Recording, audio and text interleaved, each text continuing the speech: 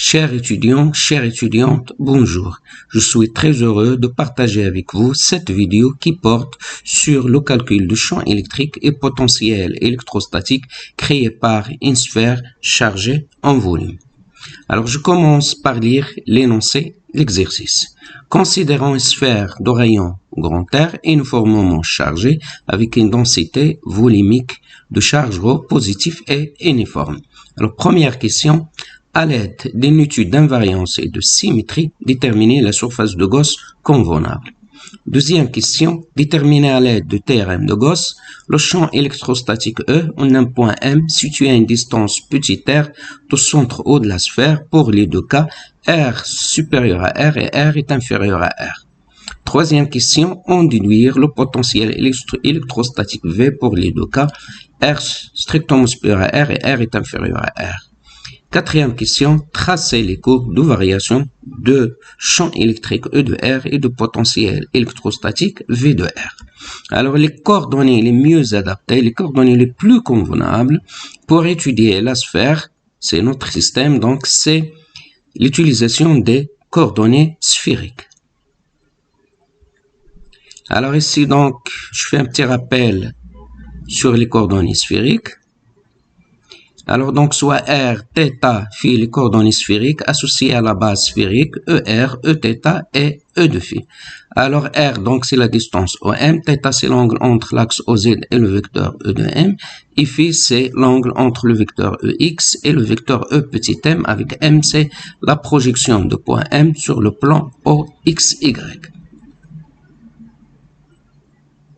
Alors, on a ici le vecteur EM est égal à R, E de R. Donc, ER, il est porté par le vecteur E de M. Eθ, il est perpendiculaire à ER. ER et Eθ sont dans le plan vertical.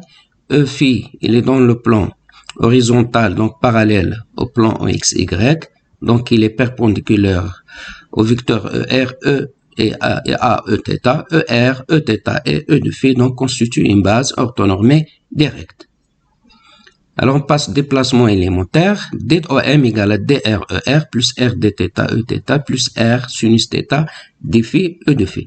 À partir de cette expression, on déduit le volume élémentaire dV qui est égal à dr fois R dθ fois R sinus θ d de phi.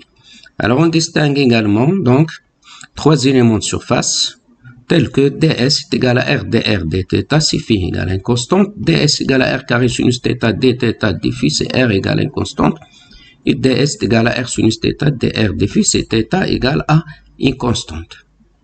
Alors, on revient à notre exercice. Donc, première question, donc, c'est déterminer la surface de Gauss par une étude d'invariance et de symétrie. Alors, on commence par l'étude des invariances.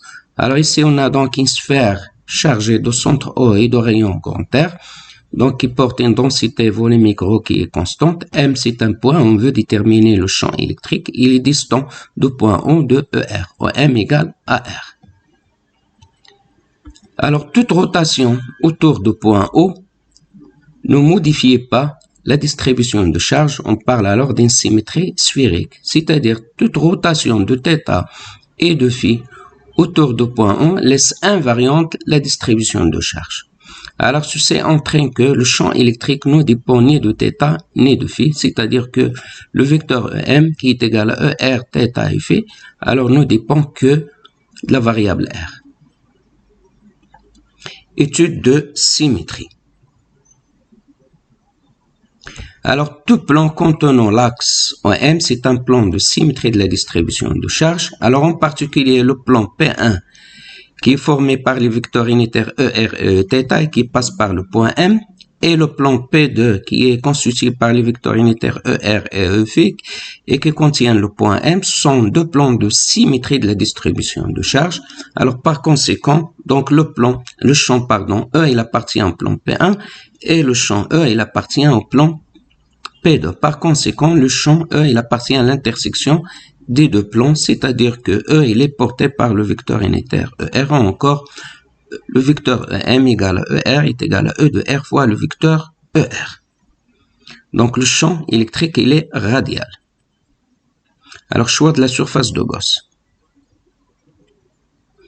Alors ici, donc, on part du théorème de Gauss.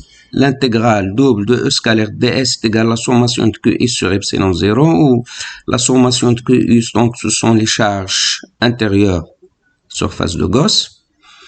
Donc la surface de Gauss est déterminée de telle manière que le calcul de cette intégrale soit facile. Alors le cas le plus simple, donc ça correspond à E qui est parallèle à ds. Autrement dit, donc c'est E doit être perpendiculaire à la surface S, puisque le vecteur ds il est toujours perpendiculaire à la surface S. Alors on a le champ électrique E de M, donc d'après l'étude de l'invariance et de symétrie, donc il est porté par le vecteur unitaire ER. Or ici, comme le montre cette figure, on a le vecteur E de R, donc il est perpendiculaire à la sphère. Donc pour cette raison, donc on choisit comme surface de Gauss donc une sphère de centre O et de rayon OM qui est égal à R. Donc la surface de Gauss doit passer par le point M. Alors deuxième question, c'est calcul de champ électrostatique. Alors on distingue deux cas. Premier cas, c'est R supérieur à grand R. Donc ça c'est la sphère chargée. Alors ça c'est la surface de Gauss, donc pour le cas où R est supérieur à R, donc le rayon c'est OM égale à R. Comme vous voyez, donc la surface de Gauss, donc il contient toujours le point M. On veut déterminer le champ électrique. Donc le champ électrique il est porté par ER, c'est radial. Alors deuxième cas, R est inférieur à grand R, donc ça c'est la sphère chargée. Donc la surface de Gauss cette fois-ci elle est à l'intérieur de la sphère chargée. Donc toujours le rayon c'est OM qui est égal à R. Le champ il est toujours radial, il est porté par le vecteur unitaire ER. Alors donc ici le théorème de Gauss c'est l'intégrale E scalaire ds et la sommation QI sur epsilon 0. Alors on va essayer dans un premier temps donc de déterminer le premier intégral, c'est l'intégrale de E scalaire ds qui est valable pour les deux cas. R est inférieur à grand R et R est supérieur à grand R. Alors l'intégrale de E scalaire d de S, donc est égale à l'intégrale ER. On a remplacé le champ E par son expression. Alors d de S est un vecteur qui est normal à la surface, donc également il est porté par le vecteur ER. Donc, et comme ER, donc il est constant sur la surface de Gauss, donc toujours le champ il est constant sur la surface de Gauss, donc on peut faire sortir E de R de l'intégrale, donc égal à ER, l'intégrale ds. Alors ici, soit on peut directement calculer l'intégrale ds qui est égale à S, avec S c'est la surface de Gauss, de rayon OM est égal à petit r, donc la surface d'une sphère c'est 4πr carré, donc on peut directement calculer, soit, ou bien, on peut utiliser donc les coordonnées sphériques, ds est égal à r carré sinus θ dθ dφ, donc l'intégrale de E scalaire ds est égale à ER. Donc ici c'est le cas où R il est constant, donc ER fois R carré, l'intégrale sinus θ dθ, avec θ qui varie entre 0 et π, l'intégrale dφ avec φ qui varie entre 0 et π, l'intégrale de sinus θ c'est moins cos θ, entre 0 et π ça donne 2, l'intégrale dφ ça donne 2π, par conséquent on obtient l'intégrale de E scalaire ds est égale à 4πr carré fois E de R. Alors donc on passe au calcul des charges intérieures de la surface de Gauss. Ici on distingue deux cas. Premier cas c'est R supérieur à R, donc ça c'est la sphère chargée, donc ça c'est la surface de Gauss pour le cas où R est supérieur à R. Donc on cherche ici le Q intérieur, alors sont les charges qui se trouvent à l'intérieur de la surface de Gauss. Alors ici entre les deux sphère ici, le blanc ici, donc il n'y a pas de charge, donc les charges ils sont localisées à l'intérieur de la sphère chargée. Donc voilà, c'est là où sont localisées donc les charges. Donc les charges intérieures sont localisées dans la sphère chargée de centre O et de rayon grand R. Alors implique que donc, sommation de QI, c'est l'intégrale de ρ dV est égale à ρ V. Donc, le volume de sphère de rayon grand R, c'est 4 tiers de P R carré. Donc, on aura donc 4πr carré E de R, qui c'est la valeur de l'intégrale de E scalaire ds, qui est égale donc la sommation de QI sur epsilon 0. Donc, c'est ρ fois 4 tiers PR3 sur epsilon 0. On tire que E de R est égal à ρ R3 sur 3 epsilon 0 R carré. Donc, pour R supérieur à grand R, le champ E, le vecteur champ E est égal à ρ R3 sur 3 epsilon R carré fois le vecteur E de R. Alors, on passe au deuxième cas. Donc ici, pour le deuxième cas, donc la surface de Gauss, donc il est située à l'intérieur de la sphère chargée. Donc, on va tenir compte que des charges qui se trouvent à l'intérieur de la surface de Gauss. Alors, donc, les charges QI, donc, sont localisées dans la sphère chargée de centre O et de rayon OM qui est égal à petit r. Donc, la sommation de QI, c'est l'intégrale de ρ dV, est égale à ρ V. Alors ici, cette fois-ci, le volume VC qui contient donc les charges C est égal à 4 tiers de PR3, petit r3. D'où on obtient donc 4PR carré ER est égal à ρ 4 tiers PR3. Alors sur epsilon 0 implique que E de R est égal à ρ fois petit r sur 3 epsilon 0. Ici, on a simplifié par 4PR. Donc, pour R est inférieur à grand R, le champ E de R est égal à RE sur 3 epsilon fois le vecteur E de R. Alors, troisième question, c'est le calcul de potentiel électrostatique pour les deux cas. Alors, il y a également une invariance de distribution de charge pour toute rotation autour du point où le potentiel électrostatique ne dépend ni de θ ni de φ et ne dépend que de la variable V de R, ce qui implique que Vm qui est égal à VR θ φ égale à V de R. Alors, on a E égale à moins gradient de V, ça veut dire que le champ électrique E et le potentiel V alors sont liés par cette relation, ce qui implique que E de R égale à moins dV sur 2R, implique que V de R, donc c'est l'intégrale moins E de R sur dr. Donc on distingue deux cas. Premier cas, E de R est égal à R3 sur 3 epsilon 0 R carré pour R supérieur à grand R, ce qui implique que VR, donc c'est moins l'intégrale R3, 3 epsilon 0 R carré dr, donc l'intégrale de 1 sur R carré, c'est moins 1 sur R, donc avec le moins, ça devient plus, donc c'est R3 sur 3 epsilon R plus une constante. Alors, comme il n'existe pas de charge à l'infini, donc V de R, lorsque R tend vers l'infini égale à 0, ce qui conduit à constante égale à 0. Alors, par conséquent, donc, on aura pour R supérieur à grand R, VR sur 0, R3 sur 3 epsilon 0 R. Alors, deuxième cas, c'est le cas où R est inférieur à R. On a ER, c'est ρR sur 3 epsilon 0. VR, c'est moins l'intégrale ER dr. Donc, on remplace E de R par son expression. Donc, c'est moins l'intégrale ρ petit r 3 epsilon 0 dr. Alors, ρ sur 3 epsilon 0, c'est une constante.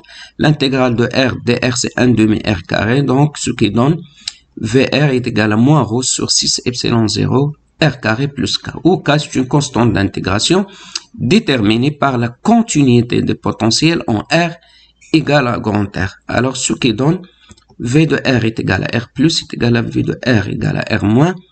Donc ce qui entraîne que ρ R3 sur 3 epsilon 0 R carré est égal à moins ρ sur 6 epsilon 0 R carré plus K, ce qui donne K égale à ρ sur 2 epsilon 0 R carré. Et par suite, V de R est égal à moins ρ sur 6 epsilon 0 R carré plus ρ sur 2 epsilon 0 R carré. On factorise par ρ sur epsilon 0, ce qui donne cette expression. Donc, pour R est inférieur à R, V de R est égal à ρ sur 6 epsilon 0, 3 R carré moins R carré. Alors, on passe donc quatrième question, c'est tracer E de R et V de R. Alors ici, donc, pour le cas de champ électrique, pour R est inférieur à R, on a E de R est égal à ρ R sur 3 epsilon 0. Donc, c'est linéaire, ça correspond donc à cette région-là. Donc, R est inférieur à R. Donc, ici, la courbe, elle est linéaire. C'est de la forme AR. Pour R égale à 0, c'est 0. Pour R égale à un grand R, donc ça donne ρ grand R sur 3 epsilon 0. Alors, deuxième cas, c'est R supérieur à R. Donc, toujours pour ρ égale à grand R, on obtient ρ R3 sur 3 epsilon 0 R carré, ce qui donne ρ R sur 3 epsilon 0. Lorsque R tend vers l'infini, donc E de R tend vers 0. Alors, le cas de potentiel V de R, pour R est inférieur à grand R, on a V de R est égal à ρ sur 3 sur 6 epsilon 0 3 R carré moins R carré. Donc, pour R égale à 0, on obtient donc c'est 3 ρ R carré sur 6 epsilon 0, ce qui donne ρ R carré sur 2 epsilon 0. Pour ρ égale à grand R, donc on obtient rho sur 6 epsilon 0, 3r carré moins r carré, ce qui donne rho r carré sur 3 epsilon 0. Pour R strictement supérieur à R, on avait R est égal à rho R3 sur 3 epsilon R. Donc, pour R égale à grand R, on obtient rho R carré sur 3 epsilon 0. Donc, le potentiel, il est continu au point R égale à grand R. Alors, lorsque R tend vers l'infini, on obtient un V de R qui tend vers 0. Alors, lorsqu'on a une distribution volumique, donc le champ électrique et le potentiel électrostatique, ils sont continus. Et merci pour votre attention.